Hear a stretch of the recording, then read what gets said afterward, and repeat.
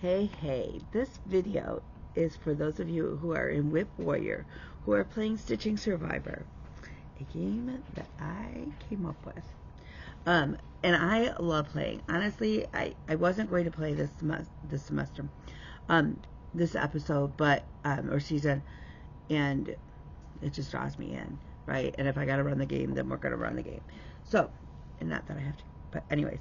So this season, because they are U.S. Survivor and Australian Survivor is running,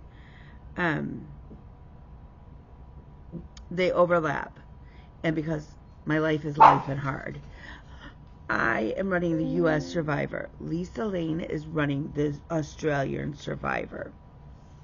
So, just know that. So I don't know what's going on in Australian Survivor. Don't ask me. I don't know. I'm barely keeping up with anything else. Okay, so when we start U.S. Survivor, so all of this is pertaining to how I am running U.S. Survivor. Okay, so U.S. Survivor, how it works is, right now there are 3 teams. We have Team Batu, Team Kalo, and Team Sila. They're pink, orange, and teal. Okay. You assign one of your whips to each of the teams. Okay, so you should have 3 main whips right now. For me, I have 13 Folds by Carolyn Designs. I have Pandemic by Long Dong Samplers, and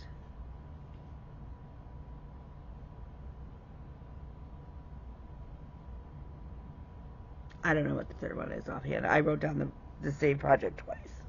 That tells you how my life is life. Okay, anyways.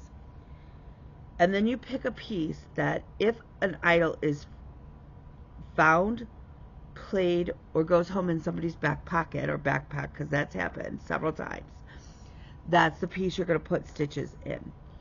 You need to decide for you. In the past, we've done it where if you're a beginner survivor, you stitch so many pieces, so many stitches in your piece. If you're an expert survivor, you stitch more pieces, that kind of thing. You this time are going to determine what you're stitching in at what level, right? You kind of need to let me know so that I can see. And I'm going to say this: you need to stitch a minimum of 100 stitches for each thing, right? So for me, if, let's say, Team Batu wins immunity, then I'm going to stitch 100 projects into that project that week, right? So I'm going to post a picture of before I stitch, and then then when I finish my 100 stitches. If you know, look, and I'm not the stitch police, okay? I am not the cross stitch police. If you stitch 98, I'm not going to be like, oh, you don't get points. That's not how this works, right? This is a game. This is meant for stress relief. This is not meant to be stressful.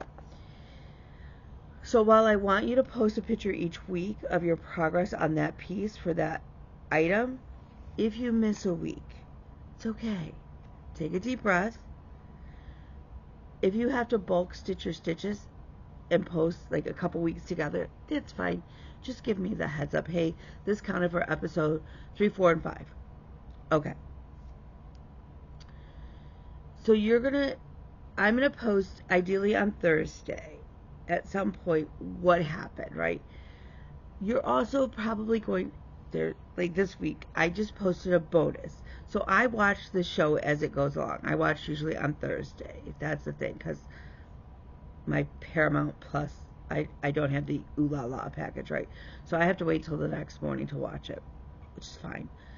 But if I'm in court with clients, can't watch it. So anyways, so sometime on Thursday, I'm going to post who won what, right? You're going to get Team Batu won a reward challenge, whatever. I may also post a bonus, because our whole goal is to get you working on whips, right? So I may post a bonus that you're going to have to go dig them through your whip pile to find something that coordinates. Bonuses aren't like they're going to be vague, right? I'm not going to go you need to put in 100 stitches on a project in the color 310. The likelihood that that is going to be a prompt is about 0, maybe 1%. There are going to be things like, player talked about slaying dragons. Stitch on a piece with a mythical creature, or that you want to slay this season. They're going to be vague like that. So that's how they're going to be done. Not every episode is going to have a bonus. So relax. You can elect not to do the bonuses. That's fine too. So you also have your piece that if an idol is found. So an idol can be found and not played. So if an idol is found, and we may have multiple idols found in an episode. We have 3 teams playing right now. We have a lot of people. So if an idol is found, I say, for me, I'm stitching 100 stitches into my project. If an idol is played, I'm going to stitch 150. If an idol goes home unplayed, which has happened, I'm going to stitch 200 stitches into my stitch. Stitches are full crosses. If you're stitching 10 stitches, it's a 2 for 1. Just know that, right? Like, so you're going to have to, so if your goal is to stitch 100 stitches and you're stitching 10 stitches, you actually need to stitch 200. Know that when you're setting your goals.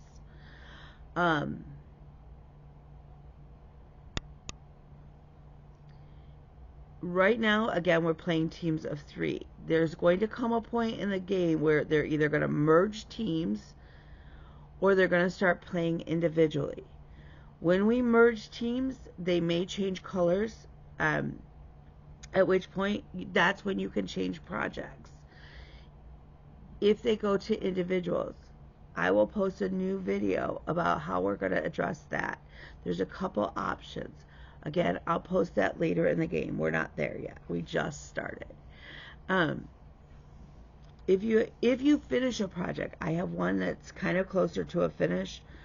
If I finish a project before we run out of like that color, let's say it's my idol piece. If we finish an idol, I finish that. I can plug in a new piece. At that point, you need to let me know. You're going to show the finished piece, and then you're going to show what you're putting in, if that makes a picture of that, right? I think that's it for now. If you have any questions, just tag me. I don't always check every single line every day. Actually, I don't. I'm going to be honest, I don't. So if you need an explanation, if you need a question answered, tag me. And I'll get to you as soon as possible. Okay? And with that, let the games begin.